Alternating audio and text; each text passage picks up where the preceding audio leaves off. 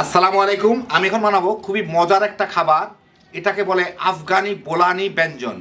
যারা বেগুন খাইতে পছন্দ করেন একবার বানালেই বুঝবেন কি মজার একটা খাবার। এটা তৈরি করা অনেক সোজা।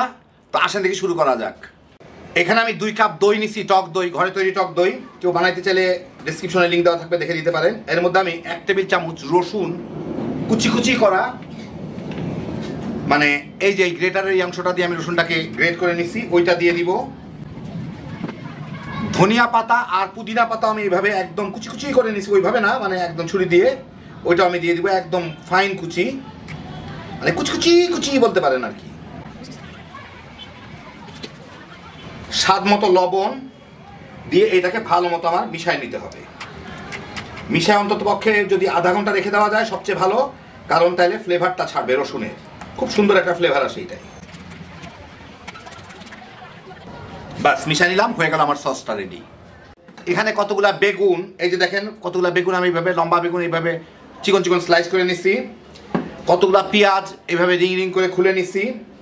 টমেটো এইভাবে গোলগুলা স্লাইস করে নিছি এরকম চিকন চিকন করে। এইখানে প্রায় 2 কাপ টমেটো আমি পিউরি করে নিছি, মানে পিউরি করার পরে 2 কাপ হয়েছে ব্লেন্ড করে নিছি আর কি, কেটে কেটে ছোট ছোট করে। 2 টেবিল চামচ রসুন আমি গ্রেটারের এই অংশটুকু দিয়ে কুচি কুচি করে নিছি। কতগুলা মরিচ, কাঁচা মরিচ, লাল মরিচ আমি কেটে নিছি ফালি করে, যার যার রুচি মতো। এখানে 1 টেবিল চামচ আছে হচ্ছে ধনিয়া পাতা আর পুদিনা পাতা কুচি কুচি করা।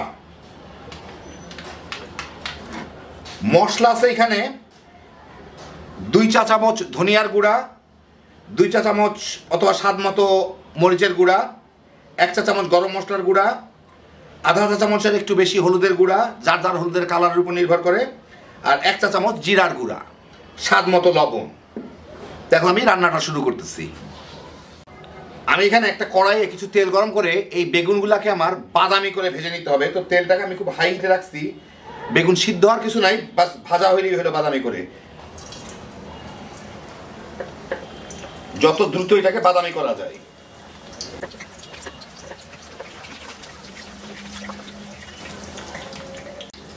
হাই হিটে খুব বেশি সময় লাগে না, 3-4 মিনিট ভাজলে বেগুনগুলো এরকম বাদামি হয়ে গেছে। এখন আমি এগুলাকে উঠাই নেব, বাকিগুলাকেও আমি ভেজে নিব এভাবে, এরকম বাদামি হলেই হয়।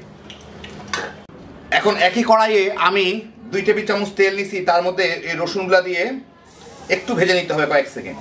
আমি বেগুন ভাজা তেল থেকেই তেল ব্যবহার করতেছি। এই 1 মিনিটেরও কম সময়ে রসুনগুলো একটু বাদামি হওয়া শুরু করলেই আমি এর মধ্যে এই টমেটোগুলো দিয়ে দিব, দিয়ে আমার এটাকে ভেজে নিতে হবে, এখন ভুনে নিতে হবে।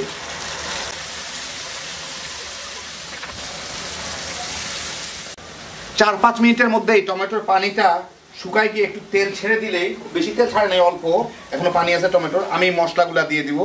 আবার বলতেছি, এখানে হচ্ছে স্বাদ মতো মরিচের গুঁড়া, 2 চা চামচ ধনিয়ার গুঁড়া, 1 চা চামচ জিরার গুঁড়া, আধা চামচের একটু বেশি হলুদের গুঁড়া, 1 চা চামচ গরম মশলা, স্বাদ মতো একটু লবণ দিয়ে আমি এটাকে এখন ভুনে নিব। এর সাথে 3-4 মিনিট ভুনে তেলটা ছেড়ে দিলেই আমি চুলার জালটা এখন একটু একদম কমায় দিই যাতে পুড়ে না যায়। এইগুলাকে মশলাগুলোকে একটু সমান করে, যতদূর সমান করে দেওয়া যায়, ফাঁকটা যাতে না থাকে। এর উপরে আমি এখন দিয়ে দিব টমেটোগুলা, একটা লেয়ার করে দিতে হবে আর কি। তার উপরে পেঁয়াজগুলা একটা লেয়ার করে, এর উপরে বেগুনের একটা লেয়ার, আবার টমেটো, আবার পেঁয়াজ, আবার বেগুন।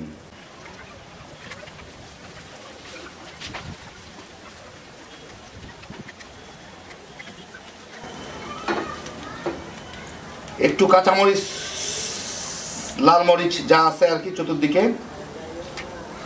এর আগের লেয়ারও একটু দেওয়া কথা ছিল, ভুলে গেছি আমি, অসুবিধা নাই, ওই লেয়ারও পারলে দিয়ে দিয়েন।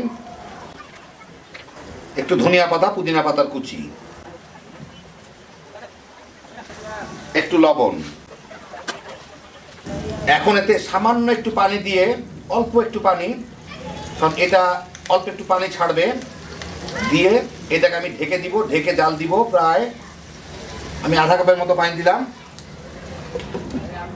15 মিনিটের মতো একদম লো হিটে জাল দিব, আর কি লো ফ্লেমে জাল দিব।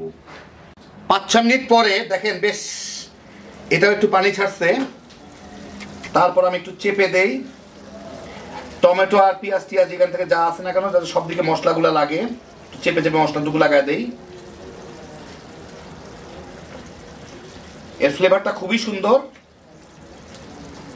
এখন এটাকে একটু ঢাকা দিয়ে দেখি তলে লাগছে কিনা, কারণ আমি তো তলটা দেখতে পারতেছি না, উপরটা দেখতেছি না, তলে লাগে নাই।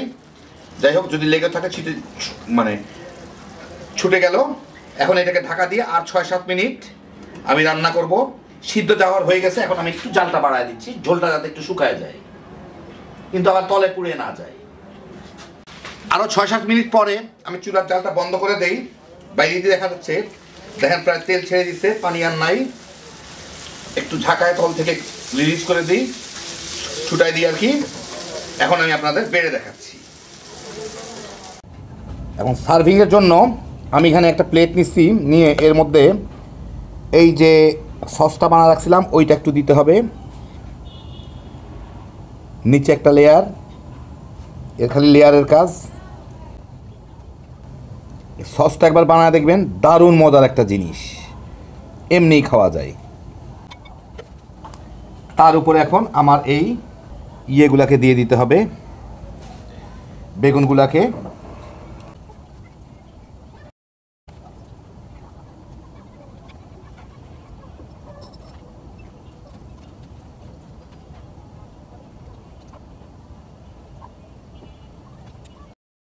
এখন এর উপরে আবার এই সসটা দিয়ে দিতে হবে।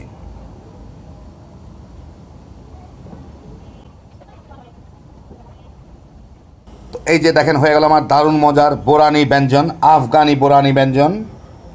যারা বেগুন পছন্দ করেন একবার এইভাবে রান্না করে দেখেন, রান্না করার সময় ফ্লেভারেই আপনার জানটা ভরে যাবে। একবারে সব কিছু কেটে টেটে নেবেন, তারপরে বসায় দিবেন, ব্যাস হয়ে গেল। যারা একটু অন্যরকম খাবার পছন্দ করেন একবার বানায় দেখেন, হ্যাপি জোশের একটা আইটেম। এটা ভাত পোলাও যে কোনো কিছুর সাথে তামা তামা করে খেয়ে ফেলাইতে পারবেন। আল্লাহ আপনাদের সবাইকে ভালো রাখুন, সুস্থ রাখুন, নিরাপদে রাখুন। ইনশাল্লাহ বেঁচে থাকলে আবার দেখা হবে। আল্লাহ হাফেজ।